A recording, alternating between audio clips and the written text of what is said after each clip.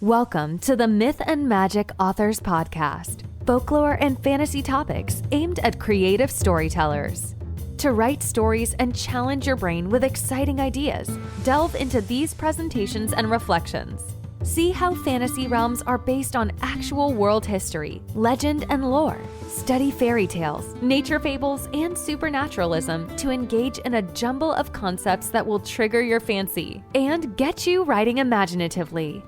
Now, here's your host, Neil Mack.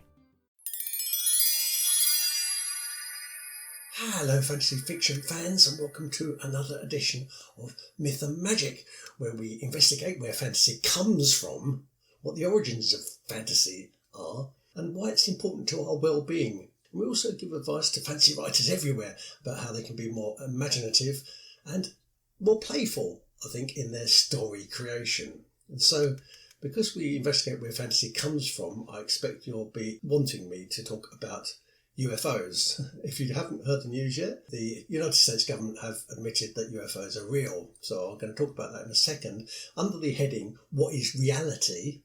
And can humans transcend reality? Because as fantasy fiction authors, we need to understand what reality is so we can then move beyond it. So for generations, there have been B-movie nuts, and I'm putting that in inverted commas, that have stupidly believed, another set of inverted commas, in the crackpot notion that UFOs have been visiting Earth. And these fruitcakes, inverted commas, have been widely ridiculed for such idiotic beliefs. But now the United States government is officially investigating the UAP phenomena. And of course the establishment now want to call UFOs UAPs. And I think that suggests that they are getting nervous about it. And you know they're taking things seriously when they start making up their own acronyms. UAP stands for Unidentified Aerial Phenomena. It's interesting that they use the word phenomena. It's apparently now accepted that small, solid flying objects about the size of a sports car have been flitting in and out of our defence airspace almost on a daily basis. And although these objects appear to be multidimensional, they have been observed and followed and filmed by the military using state-of-the-art equipment.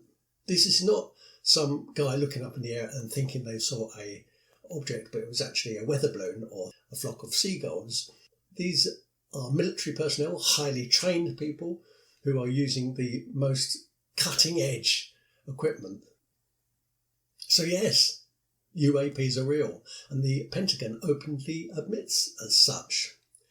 It's a moment that many weirdos have waited for, but never thought would ever come. The UAP report has to be on Joe Biden's desk by summer, by the end of June. And I suppose at that point, all of our realities will need to be redrawn. So many things will be contradicted that we thought were unambiguous. And ideas will be undermined and preconceived notions will be threatened. But you may ask why. Well, if these objects, and I think it's too early to call them ships, so I don't think it's a sensible thing to say that they're ships, but if these objects, these phenomenal objects, belong to another culture, or they come from another dimension, or another time zone, or another galaxy, and the makers of these objects have technologies which are bigger and better and greater than ours, then don't you think it will challenge all of our paradigms? Don't you think all of our perspectives will be altered once we accept that they come from a different dimension, time zone or galaxy? Don't you see how mentalities and philosophies and even doctrines will have to be modified to take this information on? And the first obvious question that we ask is, do they exist? Well, the evidence is saying they do. So then there's a new set of questions that will need answers. What do they want? What will they do next? Are they dangerous? What is their plan? And how might we defend ourselves from them? And how can we communicate with them? And should we? I think if you're like me, you're thinking that all this sounds like an old Hollywood B-movie. I guess a lot of fantasy authors knew this day would come. Though now it's here, and this is the interesting thing, we seem to be thoroughly unprepared for it. And that's weird, isn't it? And another thing, how do the belittling and the dismissive level-headed citizens feel now about disbelieving all of those B-movie crackpots who believed all this guff in the first place? Are they embarrassed? Are they sorry? Don't they regret not believing the people that they'd already labelled as delusional? Presumably not, and nor will they ever be sorry, since they, the haters, are generally gloomy, poor-spirited and non-empathetic. They would never offer an apology for belittling another person's superstitions or notions, neither would they ever feel regretful about hurting somebody else's feelings, because they are not passionate people. And also, and I think this is the most important word, they're fundamentally unimaginative. Because you have to possess ingenuity and imagination and inventiveness to dream things up, and to make shapes out of clouds, for example, or to wonder about what is hidden in the darkness. You have to possess an inventiveness for these things. It was interesting, I thought, that all of the military personnel who had seen these objects were over the moon. They were excited, they were thrilled by what they saw. That wasn't really the reaction that you'd expect from a trained military person. It was as if they've seen for the first ever time dolphins jumping for the water, or a breaking whale, their first elephant. To me, it's that they saw something magical and natural. I urge you to have a look at some of those films, and there's quite a lot of them around now, the most recent ones, and you'll hear for yourself the excitement and the thrill that those people experienced when they saw these objects. But of course, there are other people, the debunkers, the skeptics and the scoffers, and these are grey people. They have no facility for curiosity, and they don't have any room for enchantment in a myopic world that's really, for them, filled with self-interest and materialism and cowardice. And I pity them, actually. And I suppose they won't ever believe this story about UAPs, even though it's been taken on by officialdom. The reason haters hate fantasy is because they want us, the fantasy fans, to be more like them. They want us to be beaten and conditioned and repressed into thinking that all the miracles of life and all the miracles of the universe and all the wonders of nature and all the delicacies that diversity offers can only be valued if it's divvied up in an accountant's book. They believe that everything will come to naught upon the deathbed, and that knowledge can only be accessed by rich people who earned their wealth and so therefore their education through deceit, or that higher intelligence can only be gained through expensive education. And these same people, these grey people, also think that we're divided by the colour of our skin, and accumulating wealth is the main purpose of our life on earth, or that man is the sole judge and arbiter of all living things and all lives everywhere in the galaxy. They also believe 101 other idiotic fallacies that make up what they assume to be, and they even call it, common sense and sober thinking, as opposed to the type of nonsense that you and I and other fantasy fiction fans and other myth and magic fans believe in. We might believe in things such as guardian spirits and magical powers and mystical places and alternate dimensions and afterlife and righteousness and benevolence and loving kindness and an ever-living soul. But of course all those things are considered to be ridiculous by the grey people. So how will they feel about the UFOs? Or the UAPs, I should call them. It's going to be a struggle for them, isn't it? Now, I have a theory why this UFO news has come out now. It's because, in my opinion, it's the first time in human history that citizens are more likely to reject the obvious and discard the self-explanatory rather than simply accept a reality. What I'm trying to say is that even when the obvious self-evident truth is out there, written big, there is going to be a reasonably large amount, if not the majority of the population, who will be reluctant to accept it. And this means that the authorities will not have the blind panic and the mass hysteria and the pandemonium they'd always expected from the public if they ever came out and admitted that UFOs were real. So when you see all those scenes in the B-movies, the scenes portraying all those people running around in blind panic, they won't get that. All they'll get is a jaded and a distracted mass population who really don't care either way whether UFOs exist or don't exist. Because the distracted mass population is only interested in their next addiction or their next obsession or their next material possession. So it's the first time in human history that citizens are more likely to reject the obvious and discard the self-explanatory rather than accept the simple reality of the truth. It's a good moment to admit that UAPs or UFOs exist. Let's not forget that up to 60% of the population, more than half, don't believe in COVID, even though millions have been struck by the very obvious disease. Up to 38% of Americans, according to Johns Hopkins University, don't believe in COVID. So even though the Pentagon has announced they are taking UFOs seriously, you can assume, I think, that at least 40% will dismiss or downplay or sideline the news, no matter how fabulously earth-shattering it is. And that is a very convenient state for the government to be in, because they now know that the citizenry are so malleable and so rattle-brained that they will not accept or will accept anything. So therefore, the population is easy to confront and easy to control. The COVID pandemic has prompted many people to mistrust experts. So, for example, between 20 and 30% of people think that global warming is a hoax, and explains the anti-vaxxer sentiment too, with about 20% of people believing that the truth about harmful effects of vaccines is being deliberately hidden from the public. And if people don't believe in vaccines, which is a science that has been around since 1798 and probably saves about 2 million lives a year according to World Health Organization, then they certainly won't believe UFOs when they're faced with them. Although it must be, I must add to that between 20 and 40% of people surveyed in over 17 countries do believe that humans have made contact with aliens, and that's also Johns Hopkins University.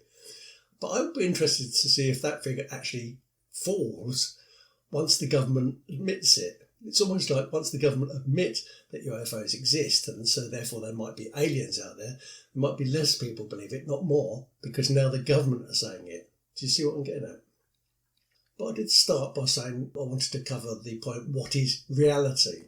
We operate in a narrow bandwidth of potentialities, and that's because our human senses, which are really, at the end of the day, are very limited.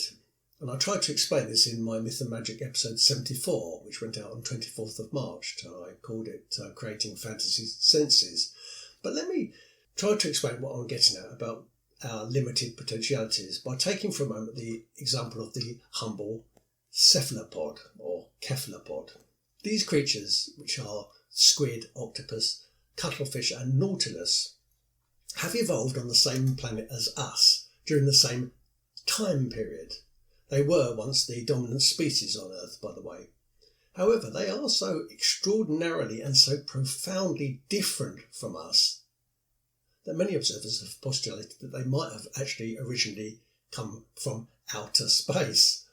And here are some alarming things that I bet you didn't know about squid, octopus, cuttlefish, nautilus that could change your conventional assumptions about cephalopods. Now, here we go. These creatures are very intelligent, possibly more intelligent than us. Although they are aquatic creatures, some squid can fly. Some detect gravity with special sensory organs. Some use bioluminescence as a weapon. Some solve complex puzzles using equipment that they have already stored for the purpose. And their understanding of reality and their perspective and interpretation of reality is completely different from ours. So does that make their reality less real than ours? I mention cephalopods here because they are really amazing. Actually, they're a little more than amazing. They are approaching the inconceivable. They are unimaginable. They're as close as we can be to alien life forms, and yet here they are with us, sharing our planet around us. There is millions of them, though we know so little about them, and yet we as a race are very confident in our capabilities. But here's a thought for you, especially if you're a fantasy fiction author, you'll be interested to think about this. What if the aliens aren't here to see us at all? What if they're here to visit the cephalopods? We wouldn't know any amazing things about cephalopods if marine biologists in other words scientists, hadn't embarked on some fantastic speculation at some point.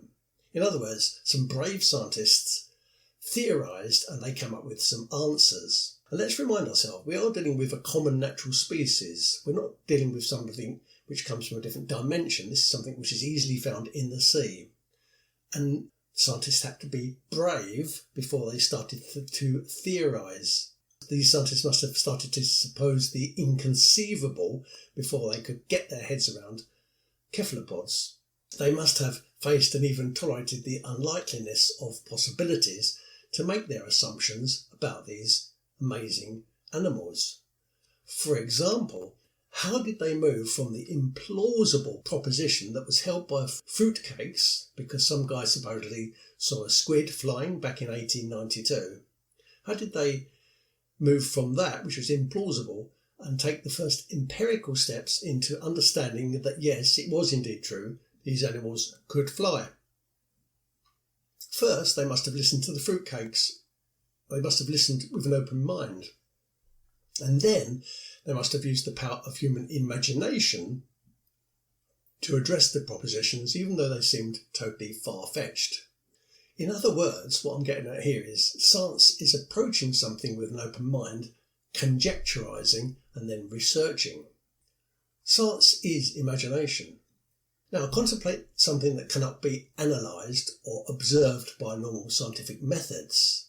So think about phenomena that are not conventionally observable, so for example auras or ghosts or subatomic particles, tachyons, alternative dimensions or indeed alien entities, and think about what challenges these concepts would have bring or will bring to the scientific community. Specialists who are going to be investigating into these areas will need to possess an unlimited amount of imagination as well as genius to confront the incoherent and the inobservable. And here's the good news, by the way. Fantasy authors must belong to the same group as all of these groundbreaking scientists, because we too are dream thinkers. We too are pilots of emotion. We too have the audacity to follow impulse and exoticism. And like the groundbreaking scientists, we have a visual mindset. Pioneering scientists and speculative authors ask the same kind of questions. We put mundane things aside and we go to where the mental image takes us. So, what is reality? Did I answer that question? Well, the best way to become familiar with reality as a concept is to admit that there are different levels of reality. It's not an orderly thing, it's not a uniform thing, it's not even a logical thing. Reality is a forever changing, ever in flux, never properly coherent thing. Reality is what you and I and the scientists make of it at any given time. We contemplate what we have right in front of us and we theorise. In that way, we're just like our friends, the cephalopods. And it's a good job, by the way, that we authors do theorise about things, because otherwise there'd be no robotics, there'd be no satellite communications, there'd be no wireless headphones, no internet, no solar power, no bionic limbs, etc., because all these advances were hypothesised by authors in novels.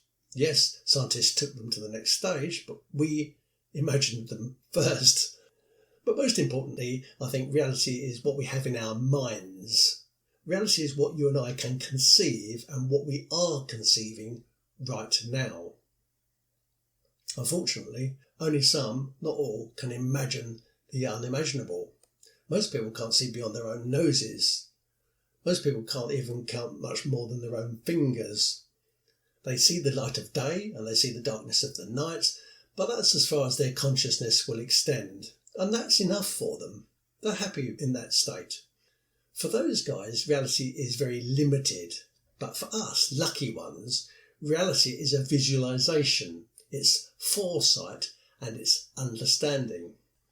So I did say right at the beginning that I was going to ask, can humans transcend reality? And I think we might need to if we're going to get our head around this UAP thing. To transcend is to grow beyond or to go higher than a thing or situation. And this UAP thing is a situation. And if it gets big, if it gets as big as people think it might, then we will all have to transcend. human race will have to transcend, and some of us will have to grow up a lot quicker than others, especially if they want to keep up. For those who are unwilling to deal with their liberated imaginations, this act of transcending will be very difficult unless they can do the following. Number one, they need to transition beyond their ego. Their ego is the thing which is holding them back. Number two, they must empathise with other viewpoints and ideologies. They should stop being so blinkered. Number three, they should moderate their biases. Stop being so biased. Number four, they should observe with a free and open mind. Stop getting led by other people's ideas and thoughts.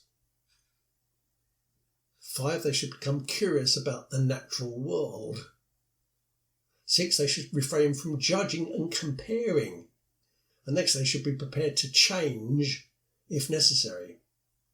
And they should detach themselves from purely physical and material possessions, because that's not what reality actually is.